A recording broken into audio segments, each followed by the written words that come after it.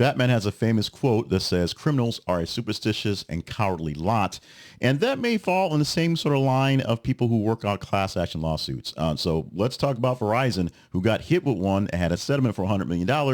But the payout part, which isn't their problem, they paid their money in, is where things are getting a little dicey. The customers expressing frustration on the small payouts from this $100 million settlement addressing undisclosed administration fees. This was finalized back in 2024. Late last year it was done and intended to compensate people who were charged these fees from 2016 to 2023.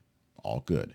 Despite expectations of meaningful compensation, many recipients only got about $3.85.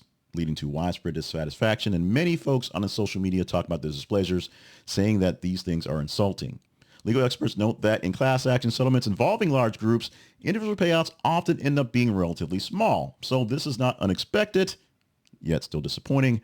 Verizon has not admitted to any wrongdoing, but agreed to the settlement to avoid prolonged litigation. So they did their part. They paid the money. It's the people who set up the lawsuits that basically worked it out. Now, here's how things go. The lawsuits go work out. Basically, someone wins a suit. They pay the lawyers. They pay the people going through. That's why you see all these commercials for things going on there.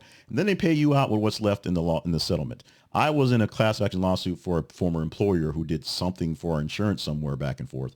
And it probably cost me maybe $200-300 over a span of time where I was involved in that insurance. And my winnings for that was about $25. Lunch with the family, basically. In this case, company faced previous criticism for similar fee increases, with administration charges raising from 40 cents to $3.30 from 2005 to 2022. And this settlement, of course, aimed to address concerns like this. But of course, the minimum payouts is what's the issue. And that really, unfortunately, it's not Verizon's problem. It's not their fault.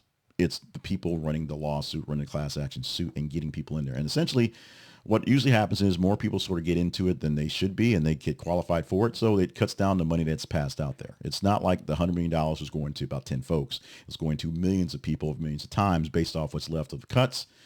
And that's what you get. Class action lawsuits are kind of dicey that way. So if you see one, go for it because it's a good check for something. Although a check for $3.85, not even buying a cup of coffee these days.